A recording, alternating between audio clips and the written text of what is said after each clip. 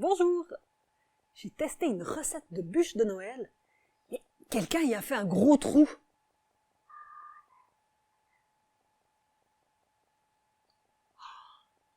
J'ai trouvé le coupable. Il s'agit d'un pic noir, le spécialiste des trous dans le bois.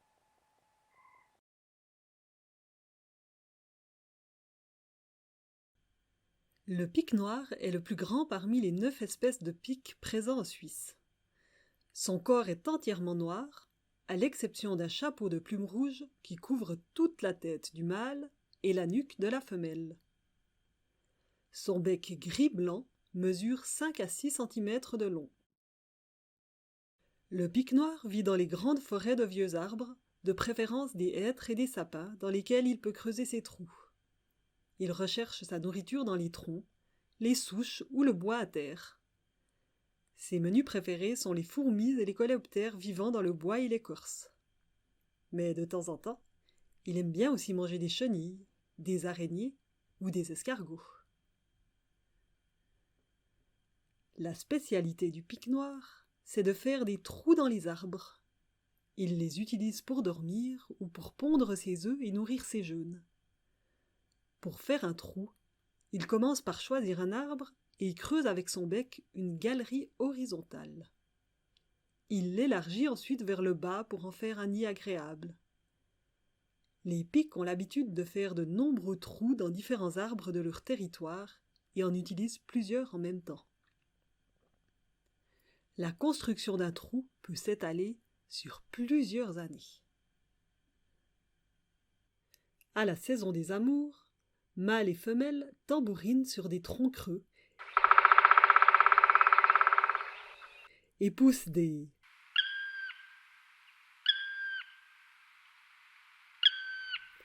pour avertir les éventuels partenaires qu'ils sont prêts pour la reproduction et les attirer.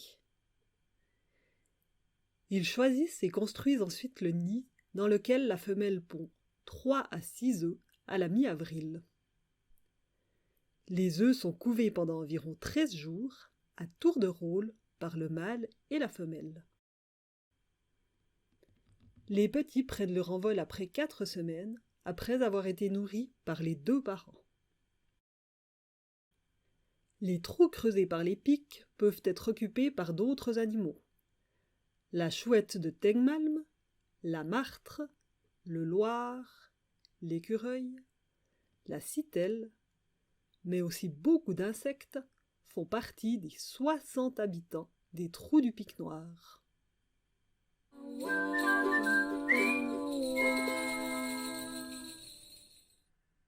Aujourd'hui, nous vous montrons comment réaliser une belle bûche de Noël.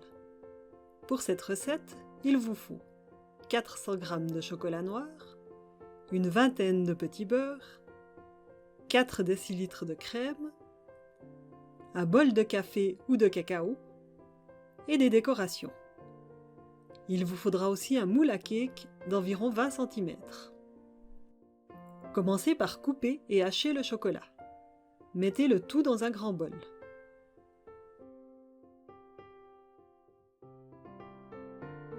Faites bouillir la crème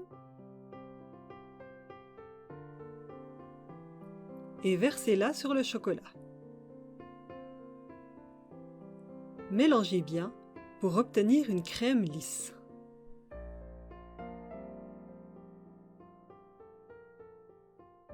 Commencez maintenant le montage du gâteau. Disposez tout d'abord une feuille de film plastique au fond du moule.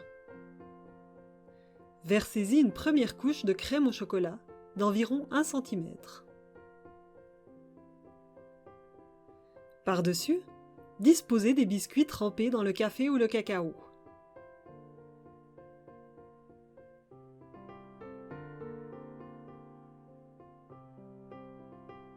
Sur la couche de biscuits, versez une nouvelle couche de crème au chocolat. Continuez ainsi en alternant les biscuits et le chocolat jusqu'à ce que le moule soit plein. Terminez par une couche de chocolat. Couvrez votre gâteau et laissez-le reposer au frigo durant 4 heures au minimum. Sortez maintenant le gâteau du frigo. Démoulez-le.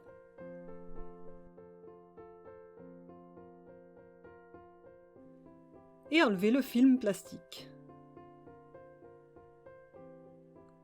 Pour imiter les stries d'une vraie bûche, tracez des rainures en zigzag avec une fourchette. Vous pouvez aussi couper les bouts du gâteau et y tailler un rond pour imiter un nœud de la bûche.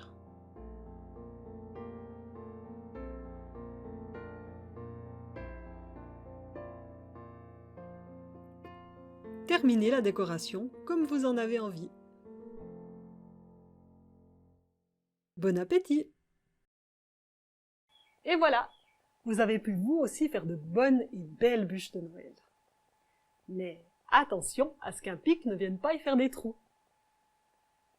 Nous avons allumé aujourd'hui notre dernière bougie et avons eu beaucoup de plaisir à découvrir ces animaux avec vous. Nous vous souhaitons de joyeuses fêtes et nous réjouissons de vous rencontrer bientôt au musée.